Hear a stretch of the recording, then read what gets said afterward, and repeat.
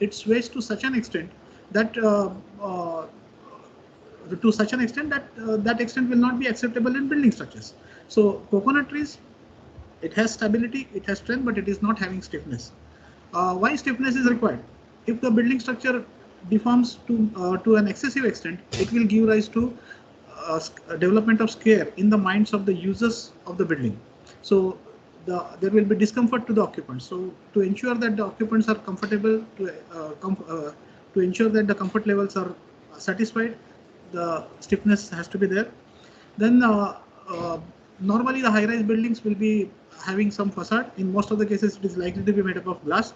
So if the building deforms by too much of an amount, the facade materials, if they are in the form of glass, which are brittle, they are likely to get damaged. Okay, and avoiding secondary effects. Uh, Secondary effects are called as P delta effects. It's a topic by itself. But if a building deforms by too much of an extent, then the vertical load, which was otherwise just causing compression, may also start giving rise to bending, and that will increase the effect of the loads on the building. So that is called as P delta effect. I think all ME students know what is P delta effect. There are two types of P delta effect, but that is let's not get into details of that. So in the structural system selected for the building should be ensuring that there will be stability, there will be strength, and there will be stiffness. In fact, before concluding with these sides, before going ahead from these sides, let's keep it in mind. It is out of the loads, it is the lateral loads which has a impact, which are very important in case of a high-rise building, and it is the stiffness requirement which is really very demanding. In most of the cases, yeah, that's been mentioned over here. When does a building become a high-rise building? There are different ways of defining a high-rise building. Municipal bylaws define a high-rise building in their own terms.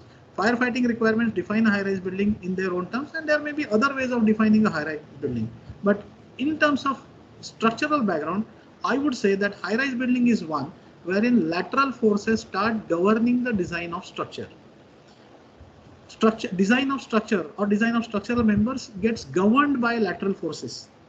I'll just give a very simple example, which is very arbitrary, just to make my point clear.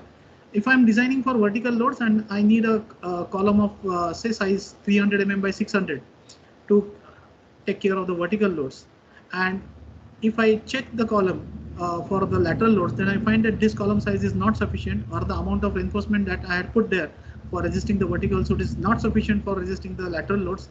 Then what we find is that the design of the member is getting governed by the lateral loads. This is what I mean by saying design getting governed by lateral loads. Okay, in high-rise buildings, it is the lateral load and the stiffness criteria which normally govern the design of the building. Okay. When it comes to structural systems of high-rise, what are the structural systems for high-rise buildings?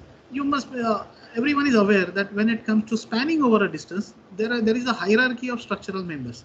When the spans are very small and the loads are very light, we use spanning members which are called as joists. If the loads, distance to be spanned is slightly bigger and the loads are moderate, the members are called as beams. If the distance is really very large and the loads are really very heavy, we call the members as girders. The distance which cannot be spanned by girders very easily, we use trusses.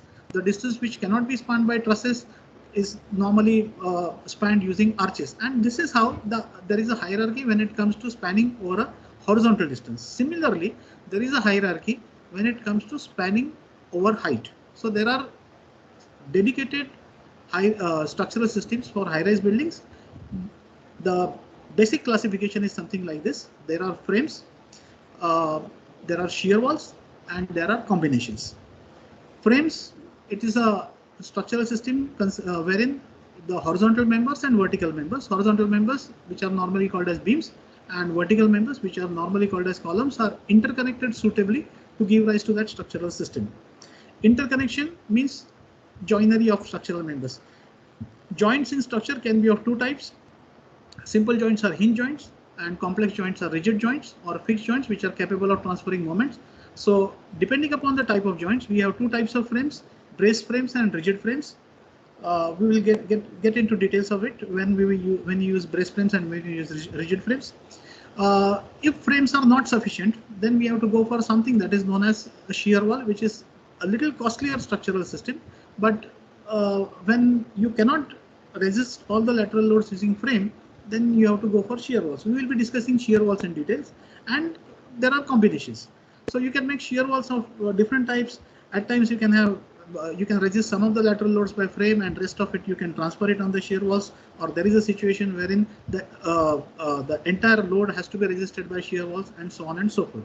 So having discussed these three basic features of lateral load systems for high-rise buildings, let's get into the actual drawings.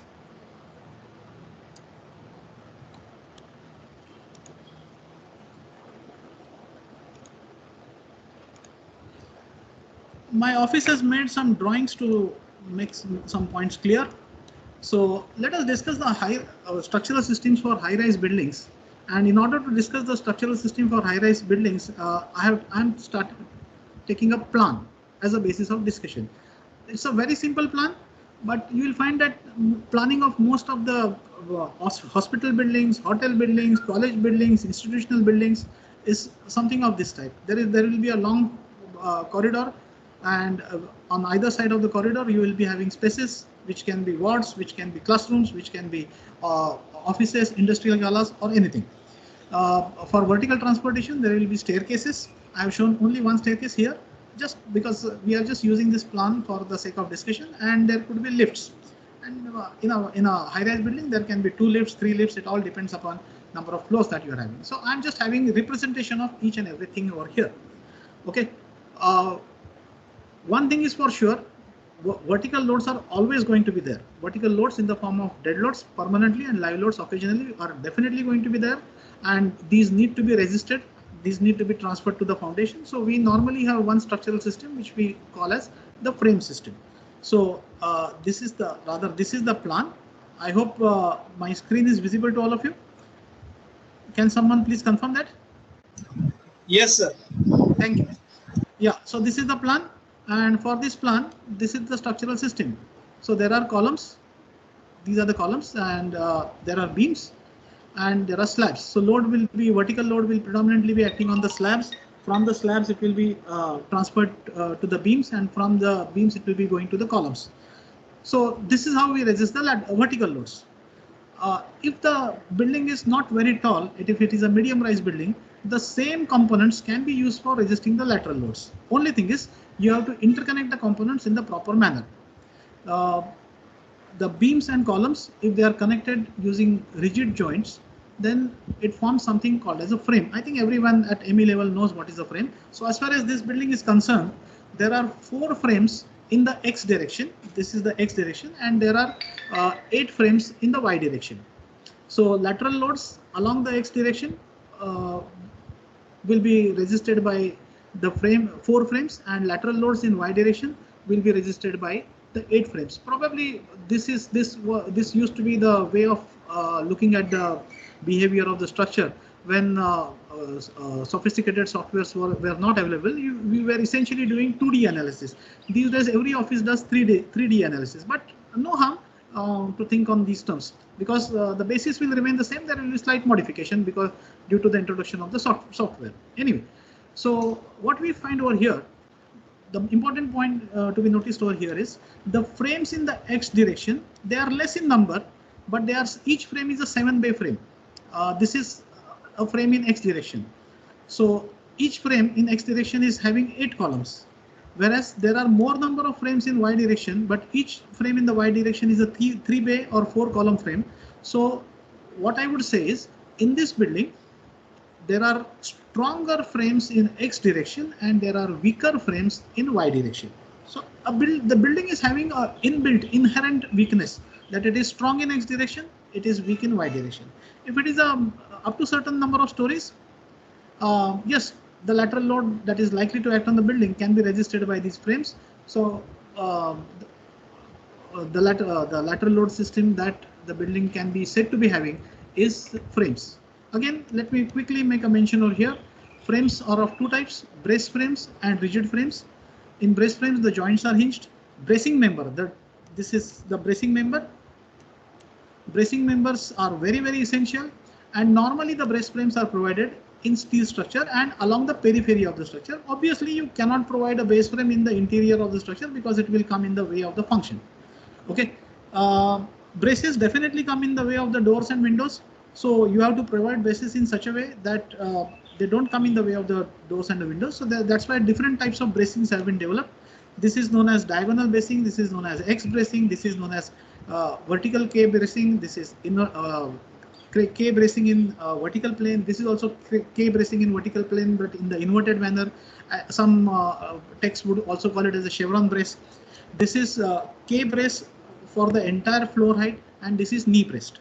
What you will observe over here is the K brace which is placed over the entire floor height, and the knee braces, they are more flexible in the sense, not flexible in structural terms, in functional terms. They can easily accommodate doors and windows if these types of bracing is to be provided in the facade of the building. Okay, and otherwise the other type of frames which are called as rigid frames, the joints are rigid or fixed. Bracing member is eliminated, so rigid frames can be provided in the interior of the building because there is no bracing member, and that's why there is no obstruction to the function because of the bracing member. And normally we provide rigid frames in case of a RCC structure. So this building, I am assuming it's a RCC frame structure, and for up to certain height, yes, you can resist the lateral loads using frames, okay, in X direction and Y direction. Then we come to some term that is known as shear wall. So let's see when we need shear wall. Let's say now the same building, that is the building with the same plan, we make it a little taller. What happens? Yes, the building had an inherent. I said that the building had an inherent weakness. That is, it was a bit weaker in the Y direction. So frames in the X direction may still be capable of taking the full lateral load, but the frames in the Y direction may not be sufficient for taking the lateral load. You may not be in a position to satisfy the strength and stiffness criteria just by using the frames in the Y direction. So what you have to do is you have to supplement the frames. Okay, so you find that shear walls have been provided. What are shear walls? Shear walls are structural walls which are capable of taking vertical loads, but which are basically meant for resisting the lateral load acting on the building. Okay, shear walls can be constructed out of masonry, shear walls can be constructed out of steel, shear walls can be constructed out of RCC, but very commonly we find that shear walls are constructed out of RCC. Okay, so a structural wall which is specifically meant for resisting lateral loads acting on the building is called as a shear wall. What are the so shear wall is something like this. This we call as a normal cantilever. Please excuse me, there is something wrong in the deflected shape. The deflected should not have been like this. Please overlook that. So this is called as a normal cantilever. If you turn it through 90 degrees, then it becomes something like this. So shear wall is nothing but a vertical cantilever, fixed at the base, free at the top, resisting the lateral load acting on the building, so deforming in a manner something like this. What are the capacities of shear wall? Shear wall have an enormous capacity of taking the lateral load. However, there is a problem. What is the problem? Shear walls are very strong in their own plane. That is for in-plane bending. Technically, we use a term in-plane bending. So if the lateral load is going to act in this direction, shear walls are very strong. But if the lateral load is acting in the other direction, shear walls are very weak. So yes, shear wall is a costly solution, and it is only one-sided. That is, normally they are capable of resisting lateral loads only in one direction. So what was done over here is the lateral load in one direction was resisted using frames, and the lateral load in the other direction partly was resisting shear walls and partly was resisting by the frames. So this system is called as frame shear wall interactive system, at least as far as the Y direction is concerned. That is a system wherein the lateral load partly gets resisted by shear walls and partly gets resisted by frames. Okay, so this is system number 2. System number 1 was frames. System number 2 is frame shear wall interactive system. Now let's say the same building grows taller. Again, the lateral loads will increase, and the lateral loads are going to make out what is the weakness in the building. So you will definitely come to a conclusion. If you look at the outputs or calculations, you will find that the structural system in the y direction is not sufficient not sufficient for taking the lateral loads in terms of strength and stiffness. So we now have to resist the lateral load in the y direction entirely by providing the shear walls. So now still the lateral load in x direction is being resisted by frames, but lateral load in y direction is taken care of by these shear walls. Shear wall 1, 2, 3, 4, 5, 6, 7, 8. Shear walls, structurally they are very good, but most of the architects don't like it because shear walls come in the way of the function.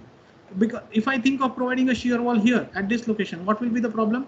The flexibility that is there in the planning will be lost. If this is a masonry wall, I can dodge it off at any time, join the two adjoining spaces to make a bigger space.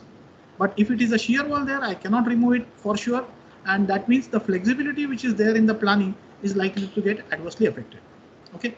So this is the third system, the shear wall system. All right.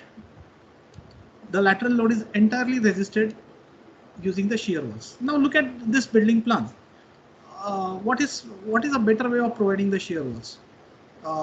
Yes, there are various aspects when it comes to deciding the position of shear walls. Should they be placed in the interior of the on the interior side of the structure, or should they be placed along the periphery? That's a point. It's a highly debatable point. But secondly, look at this. Something is compelling me to provide two separate shear walls rather than providing a single longer shear wall. Definitely, a single longer shear wall would have been much better as compared to two independent shear walls. But here, no architect will ever permit me to go for a single longer shear wall, because if I provide a single longer shear wall, the end of the passage will be blocked, and there will not be any possibility to get natural light and ventilation into the passage. So for functional requirements, many a times we have to restrict the size of the shear walls. Yes, by restricting the size of the shear wall, at times, in most of the cases, yes, you can satisfy the strength requirement, but satisfying strength is not the only criteria. You even have to satisfy the stiffness criteria. So let's look at this. What is the problem? Even when what is the problem that might remain to be addressed in spite of providing shear walls? Okay, so I come to this slide. Bending moment. Let's say building high-rise building acts as a vertical cantilever. So let us say the bending moment is something like WL square by 2, and deflection is something like WL raised to 4 upon ATI. I know it for sure. This is not the correct way, but what I want to emphasize over here is bending moments are proportional to square of the height, and the deflections are proportional to 4th power of the height. So as the height of the building increases, yes, the bending moment is going to increase, but the deflections are going to increase at a proportion which is much higher as compared to proportions at which the bending moments are increasing. All right. So that's why I have been saying that high-rise buildings, the design gets predominantly governed by lateral loads, and that too by stiffness criteria. So there is a large stiffness demand. I want to increase the stiffness. I want to reduce the deflection. Look at the let's look at the formula for deflection. We cannot reduce the load. We cannot reduce the height. There is a limit up to which we can change E. So not much of a scope for increasing E. Only thing that is possible if you want to reduce deflection is I. You can increase I to reduce the deflection. Let's compare the situations. I have two independent shear walls. Each shear wall is having dimension B by D, B by D. So what is the total moment of inertia available to me? For each shear wall it is BD cube by 12. I have two shear walls, so it is 2 BD cube by 12. Now I replace these two independent shear walls by a single shear wall which is having the same combined length. So compare a shear wall having dimensions of B by 2D. Now if you look at the moment of inertia of this, it is B into not D ka cube, it is 2D ka cube, and 2D ka cube is 8. So moment of inertia is 8 times BD cube by 12. So for a single longer shear wall, the moment of inertia will be 4 times higher as compared to two independent shear walls almost of half the length. Okay, so if you provide independent shear walls, what is going to happen? Independent shear walls of smaller length, your strength criteria may be satisfied, but deflection criteria may still remain unsatisfied. So what is to be done? For satisfying stiffness criteria, you need longer shear walls. Longer shear walls come in the way of the function. Functionally, they are not possible, and you have to do with shorter shear walls. So you have to look at the way by which you can increase the moment of inertia of independent shear walls to so that it becomes at least comparable with shear moment of inertia of a longer shear wall. So that's why we arrive at a solution which we say that we provide a coupler beam. So these two independent shear walls, they are connected by a strong beam which makes the two independent shear walls to act together, and the resulting shear wall is called as a coupled shear wall. Okay, so this is the structural system that is I'm showing in the next slide. This was the plan.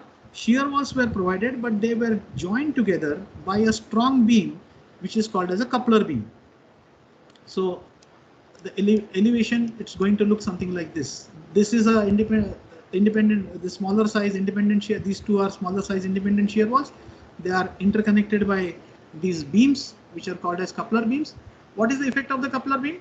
The coupler beam makes the two independent shear walls almost to act as a single longer shear wall.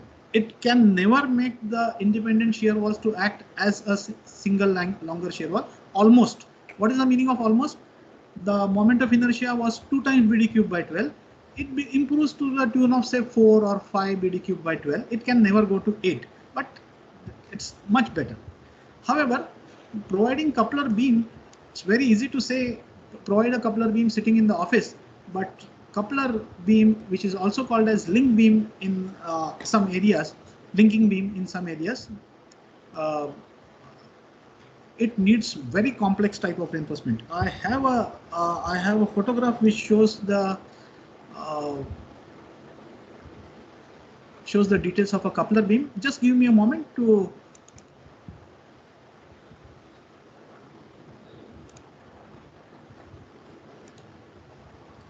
Okay, a lot of things will have to be done here and there. How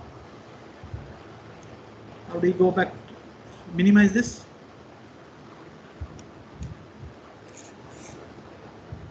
Yeah.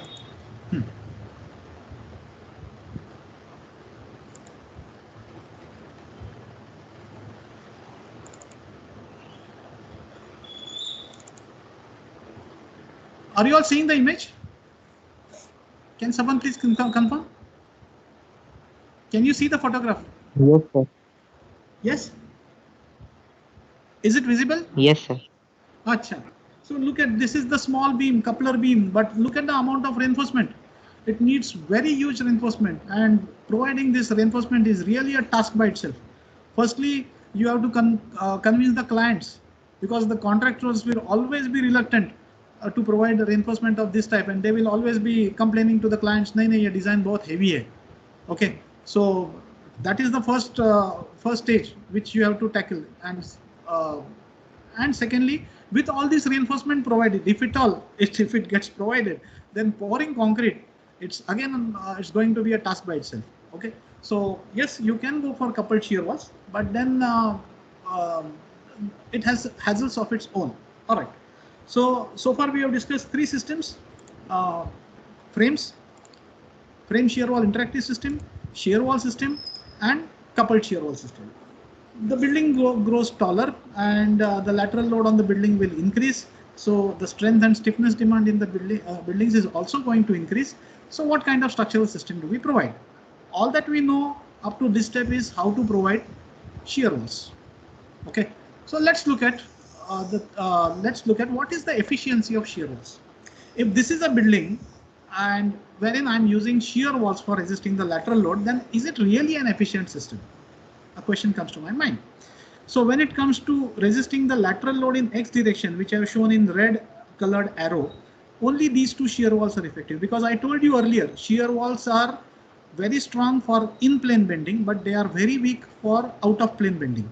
The PX load is going to produce out of plane bending for the blue colored shear wall, so they are not going to take much of that load. So only two out of the four shear walls, only two walls are going to be effective when it comes to resisting lateral load in X direction. And when it comes to resisting lateral load in Y direction, these red colored walls are not going to be of any use. It's only going to be blue colored walls. So what is happening?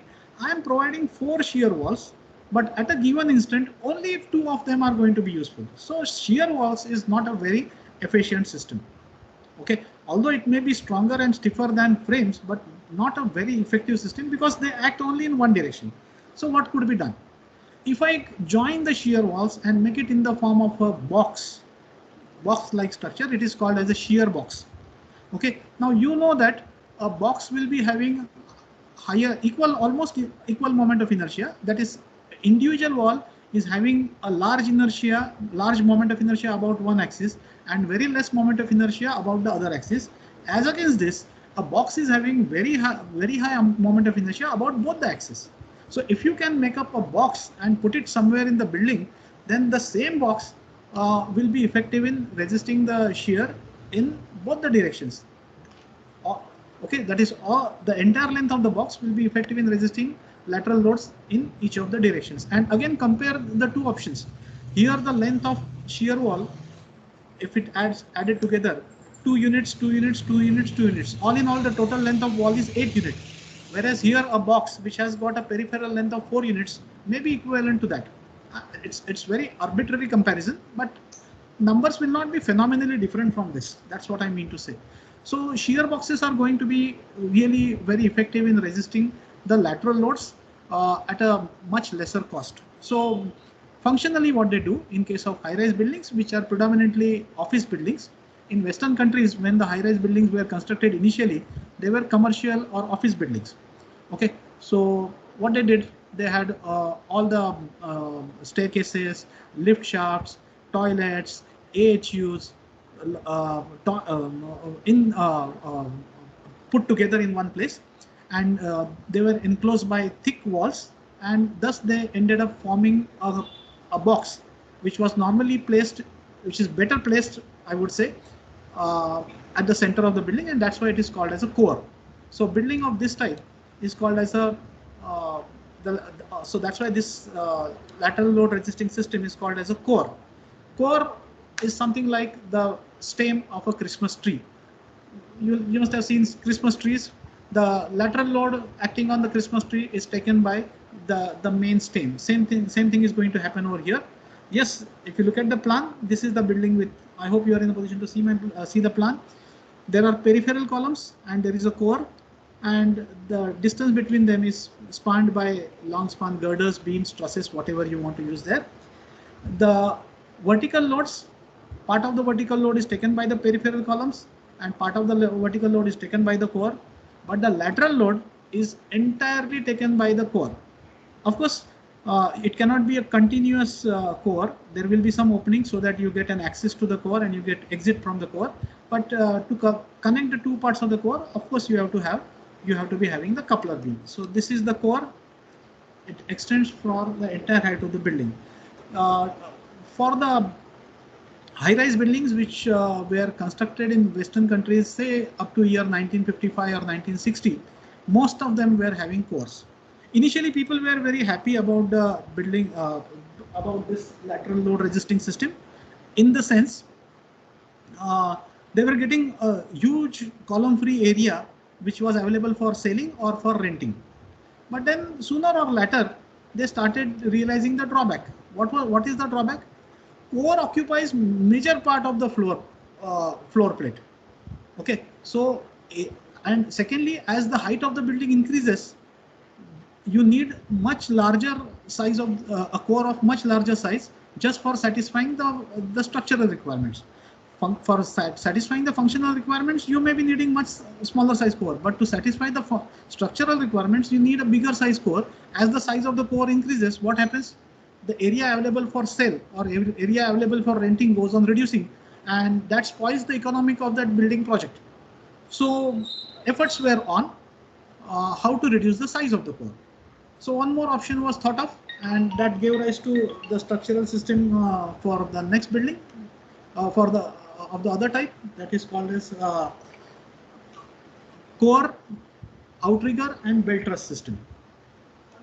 Okay, so what happens here? The core is at the center. Earlier, there was no connection, no dedicated connection. There could have been connection, but the connection was not transferring forces, lateral forces from core to the peripheral column. But now some specific means of connections are established between the core and the peripheral columns, and the peripheral columns are also interconnected in a dedicated manner. Okay, so this system is called as core, outrigger and belt truss system. This is the core. The core gets connected to the peripheral columns by very strong beams, which can at times be floor deep, 1 floor deep, and that's why they can be provided only in the service floors. And not that these outrigger beams have to come at every floor. They have to come at intervals. So you have to try various options and work out the optimization. So normally the outriggers can come at interval of 7 floors. And wherever the outrigger is coming, the peripheral columns are also interconnected by stronger beams. So these beams are known as belt trusses. So what happens is the lateral load is not just resisted by the core. Part of the lateral load gets even transferred to the peripheral columns. So the demand on the core reduces. That helps in reducing the size of the core. So this system also worked for some time, but people were still thinking, can there be some way by which we can eliminate the core or provide a core of absolutely minimum size so that more and more area will be available for selling or for renting. The first breakthrough for this problem was found by a structural engineer from Asia. He was F.R. Khan, Fazlur R. Khan, a Bangladeshi structural engineer who was practicing in US, working with a very well-known firm which even practices as of today. That is the firm who has done that Chhatrapati Shivaji Maharaj International Air Terminal in Mumbai. Okay, so he was the first person to get the breakthrough in this matter. So he suggested something that is called as the exoskeleton system. The lateral load resisting system should better be placed along the periphery of the structure and not in the interior of the structure. See what happens. If I have columns something like this and all these columns are subjected to lateral load, there will be bending stresses developed in the column. And what will be the stress distribution? Stress distribution will be something like this. So outermost columns, the stresses will be high, and the inner columns, the stresses will be less. So material that I am providing in the inner columns is not going to get fully utilized. So outer columns are fully utilized and the majority of the internal columns are underutilized. If you make the structural system in this particular manner, move the columns outwards along the periphery, then what is going to happen? Yes, you are having more number of columns in the area where the stresses are higher. So obviously this is going to be a efficient system. There is another way by which the efficiency can be of this system can be judged. Let's say you have a system which is placed inside. There is lateral load, so there will be compression on this column, this side, and there will be tension on this side. So this is giving a upward resistance, this is giving a downward resistance, and these two resistances are placed a small distance apart. LA1, LA stands for lever arm, F1 and F2 are the forces. As against that, if these forces if the moments due to lateral loads are resisted by the elements which are placed along the periphery, then what will happen? These resisting forces will be placed much further apart, so lever arm will be higher. So the moment to be resisted is same. In the first case, you are trying to resist the moment with smaller lever arm. In the second case, you are trying to resist the moment with larger lever arm. Obviously, it goes without saying, the member forces will be lesser when the lever arm is higher. So if you place the lateral load resisting system along the periphery, the elements will be subjected to lesser forces. Lesser forces means lesser materials required. Lesser materials required means economic. The structural system is going to be economic. So F.R. Khan developed three types of 2 or 3 versions of this system, which is called as a tube. So building looks like a tube. If you may use a tube for resisting the which is extending all along the periphery for the entire height of the building, it will not be acceptable as a structural system because you cannot have doors and windows, or especially you cannot have windows. So you have to make openings so that openings in that tube so that you can provide windows. So all in all, what is going to happen? The tube is going to be having punctures, and it is going to be look like a punctured tube, and it is called as a perforated tube. So this system was called as a perforated tube system. There are closely spaced columns along the periphery of the building, which are connected by very rigid beams. These beams start from the window top of the lower floor and they extend right up to the window sill level of the upper floor. So if the floor height is of 4 meters, you end up getting a beam of the depth of 2 meters on the lower side and 1 meter on the upper side, which is something like 3 meters. And the span of the beam is of the order of 2 to 2.5 meters. So the beam turns out to be really very stiff. So what happens? Here there are closely spaced columns connected by very stiff beams. That is the characteristic feature of this type of tube, and this is called as the frame tube. Okay. This building was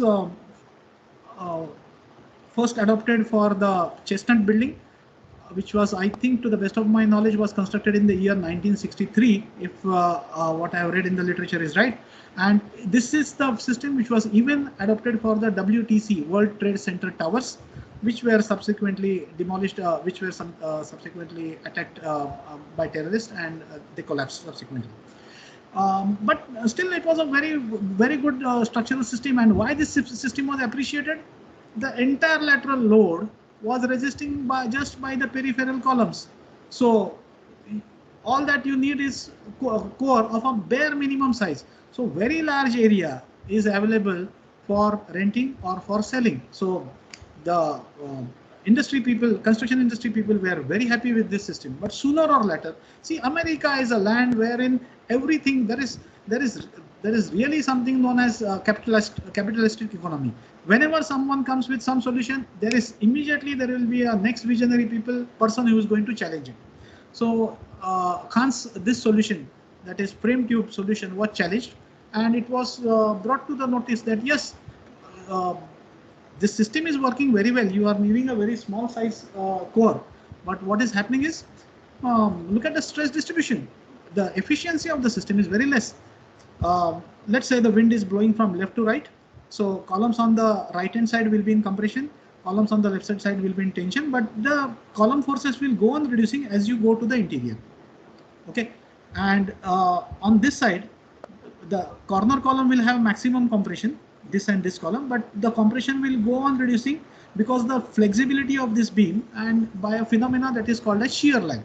So all the columns are not performing equally well, and there is going to be wastage of material. And secondly, closely spaced columns have a problem of their own. If the column spacing is of the order of 2.5 meters, what is the biggest problem? How would I take in the cars in the lowermost floor of the building, which is to be used as stilt? Okay. Or closely spaced columns even spoil the view, because if you are in a 50 or 60 story building, you have a wonderful view all around. So closely spaced columns and deep beams are going to spoil the view. Okay, so there were objections to this system. So Khan again applied his mind, and he came up with another system that is called as truss tube. Okay, so in truss tube, there are vertical columns which are interconnected by diagonal members.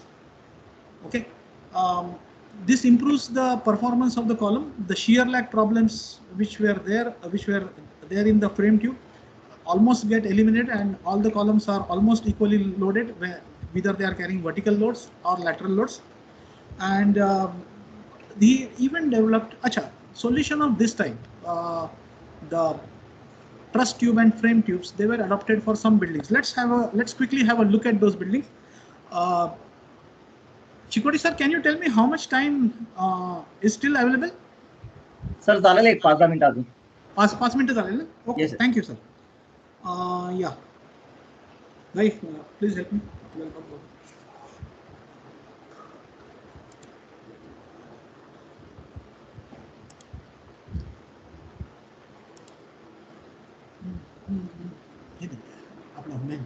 This one.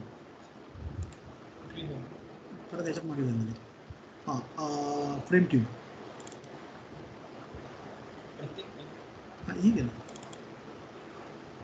No, next. Sorry.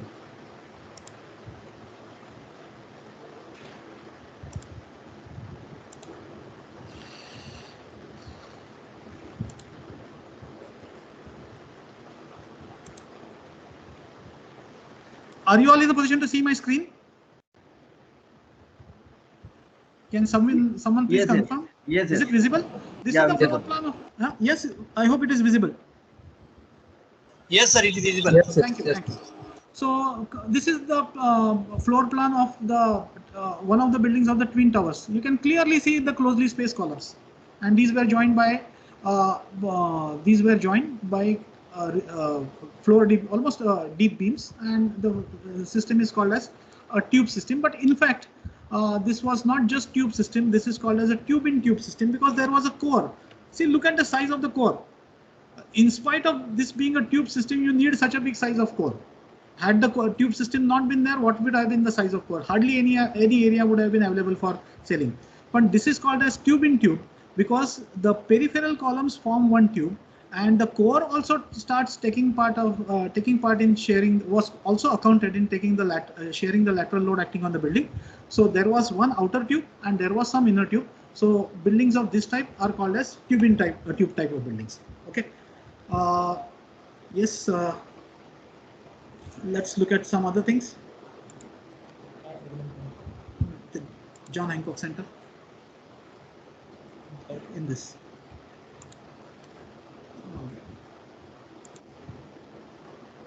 We go to Trust Tube. A famous building in Chicago called as, by the time he loads that, let me talk to you. Very famous building in Chicago, known as the John Hancock Center. Okay, was having some other type of structural system. This is a building having truss tube type of structural system. This is the view of the building. Let's look at a closer picture, closer photograph of the building.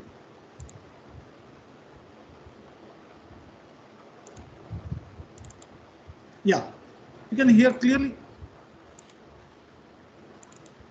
You can very clearly see here that now the columns are, yes, there are horizontal beams, but they are not that big in size.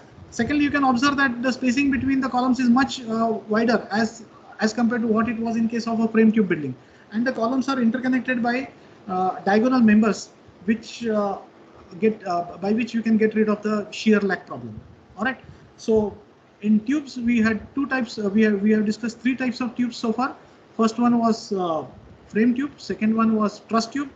I even talked to you about tube in tube. Okay, but there is one more system which can. Let's quickly discuss it before we stop. Very essential that we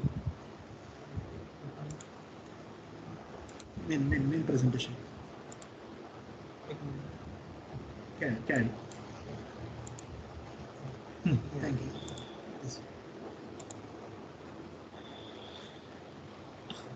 I'm a bit unaccustomed to using MS Teams. I'm more comfortable with Google, probably Meet, and that's why it is giving rise to a problem. So this is the shear lag problem. Okay, see, the building is building is acting as a box section. These two are the flanges and these two are the webs. So it is a two web section. Stresses are very high in the corner columns. The stresses go on dropping as you come to the interior columns. Okay, so if it is a single web section, the distribution of stresses, bending stresses in the flange is of this type. At the junction of the web and flange, yes, the stress will be very high in the flange. But as you go away from the junction, the stress in the flange goes on dropping. If you replace this by a box section, what is the difference between a box section and an I section? I section has a single web, box section has two webs. So observe that there is some change, there is some improvement in the stress distribution in the flange. Stresses are maximum at the two corners and they reduce inwards. If you go for a section with three webs, okay, there is still improvement. If you increase the number of webs, there is improvement in the stress distribution. Okay, the problem that we were having earlier is no more there. So that's why another system was developed by F.R. Khan. He called it as a bundle tube. So this was a tube, and many such tubes were put together to make a tube of a bigger size to suit to the height of the building. Okay, and this system was adopted for Sears Towers, which happened to be the tallest building. It's not as of today the tallest building of the world, but it happened to be the tallest building of the world for quite some period of time. Let's quickly have a look at the photographs of Sears Towers before we stop.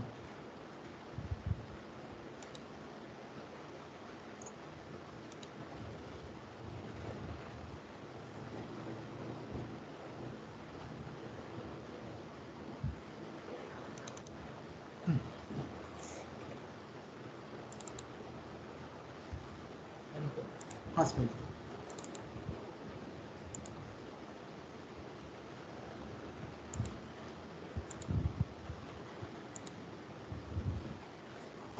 I hope my screen is visible to you. This is what is known as bundle tube. Up to 50 feet height, there are certain 2 tubes are going. Up to 66 floors, other two tubes are going. Up to 90 floors, other 3 tubes which have been shown in yellow color are going. And up to the full height of the tower, remaining 2 tubes are going. And all these tubes, blue color tubes, green color tubes, yellow color tube, pink color tubes, they were put together. So it created a wonderful building, which was not just a wonder in structural engineering, but it was even a wonder in architecture. It looked different. It had different looks from different sides. Okay, and this type of a system is called as bundle tube system. Let's look at one more photograph of this one, Sears Towers. Today, that building is known by the name of Willis Tower. Okay, this is that building.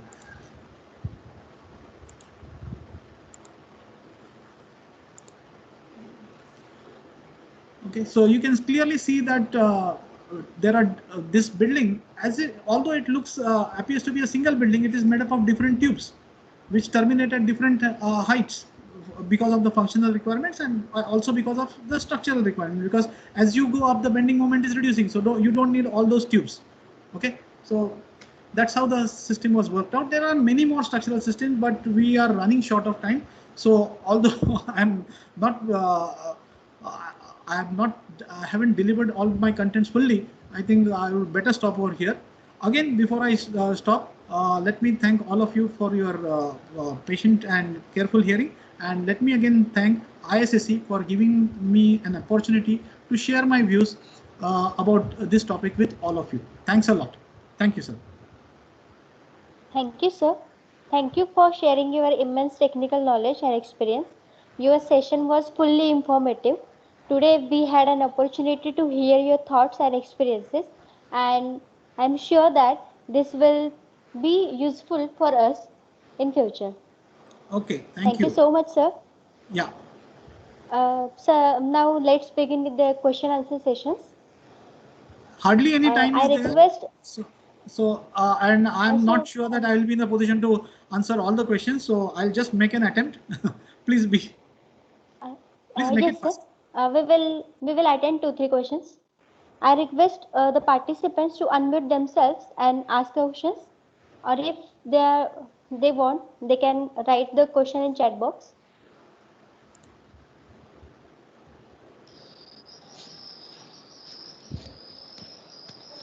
Of course, there are a few more systems which we couldn't discuss. Yes, sir. Yes. I don't know. Shreya is there?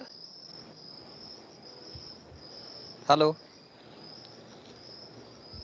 Hello, Shreya is there? What? Hello, sir. Shreya is one of the students. She is doing her dissertation project in a high-rise building. Actually, she has one doubt about the how to fix this thing, outrigger, location of outrigger.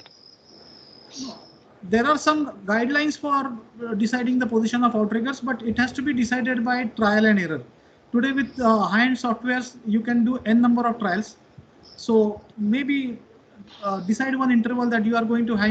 You will be having outriggers at interval of every 7 floors, because normally in Indian context we have a service floor after every 7 floors. So try that. For sure, it is always better to have a outrigger at the topmost level and one somewhere near the mid height of the building. See what kind of results you are getting. If you are happy with the results, stop there. But if you still want to improvise, you put one more set of outriggers. So there are no clear-cut guidelines. And one more thing that I would like to bring to your notice, that whether you provide outriggers or not, meager provision of belt trusses also greatly improves the results. In fact, I was having some graphs which we couldn't discuss. So one thing is there. Firstly, modeling of that outrigger member is a task by itself. There are very few people who are having. Anyone can model it. Whether your modeling is right or wrong, that's the matter. That's a very important matter. So there are very few people who are having experiences in modeling outrigger members. But what I would say is, outrigger is not the only thing. Even belt trusses are of great help. I hope I have answered your question.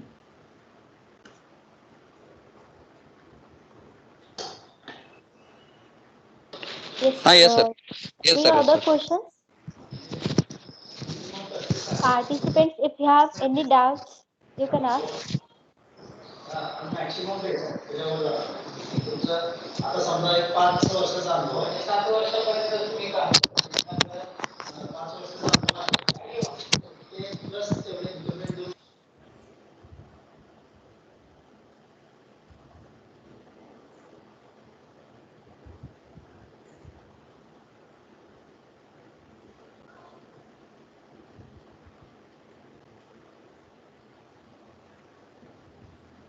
If no one has any questions, can we move further?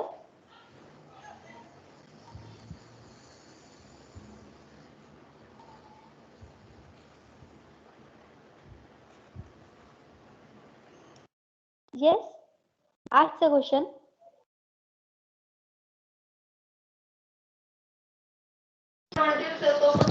Hello, sir. Hello. So I can hear you. Hello, sir. Yeah. What is about the foundation of the this thing, shear wall? Yeah. Suppose, Foundations of so shear that wall is we have not a discussed. separate topic by itself. There are Discussion, many okay. issues. If you are considering the lateral loads, yeah. Please complete your question. Any specific? If suppose there is a soft strata is there, and we have to go for a pile foundation, then in that case, what type of foundation we can prefer for the under the shear wall? Normally, in such case, what we do is we provide a pile cap, which with assumption that the vertical load will be, and we see to it that the centroid of the shear wall and centroid of the pile group will be coincident, because of which the vertical load will be shared equally amongst all the piles, and the vertical loads, because of the moments on the piles, will be worked out, will be proportional to the distance of the individual pile from the centroid of the pile group. So that's how you work out the load on the pile. If you refer to bowels, there is a clear. I hope you must be aware of a book on foundation engineering by Bowels. Okay, so that book gives a very good good illustration of these aspects. Yes, sir. Okay, thank you.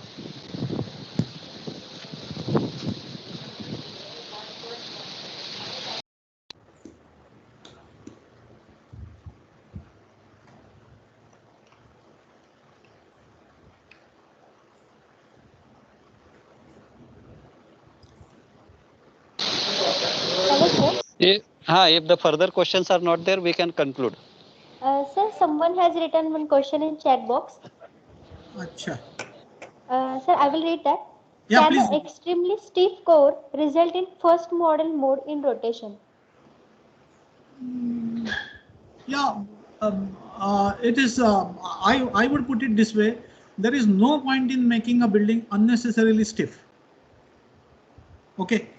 See, the code permits, the various codes permit various levels of lateral deformations.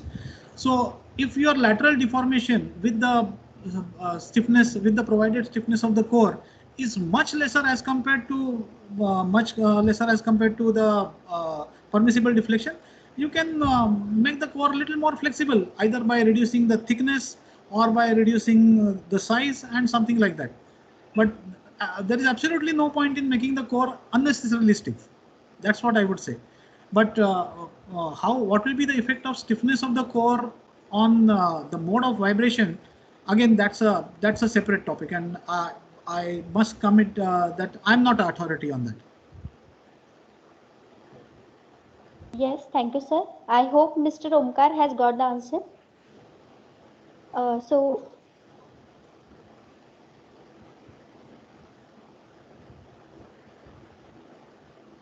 yes, sir. Let's move further. Now, I will invite Mr. Rushikesh for the vote of thanks. Thank you, Priyanka. Uh, First of all, good afternoon, all. I Rishikesh Jadhav. It's my pleasure to deliver vote of thanks of today's lecture. First of all, I would like to thank today's chief guest, Engineer Amol sir, for delivering such a informative talks. In today's talks, we understand following some key aspects of structural system for high-rise building. That is, types of loads which are considered for high-rise building, attribution of structural systems, and a detailed explanation of tall building as a contributing actual problems analysis solution using relevant software as you explained using AutoCAD software. So now I would like to thank uh, ISSC Mumbai for arranging such a great lecture. I would also like to thank President, Secretary, Member of Technical Committee of ISSC. I would like to thank ISSC Student Chapter Coordinator of various colleges. Last but not least, I would like to thank all the attendees, students for their patience throughout this session. Now, with the permission of Chairperson, I end up this program. Thank you for attending this today's session. Stay home, stay safe. Thank you. Thank you very much.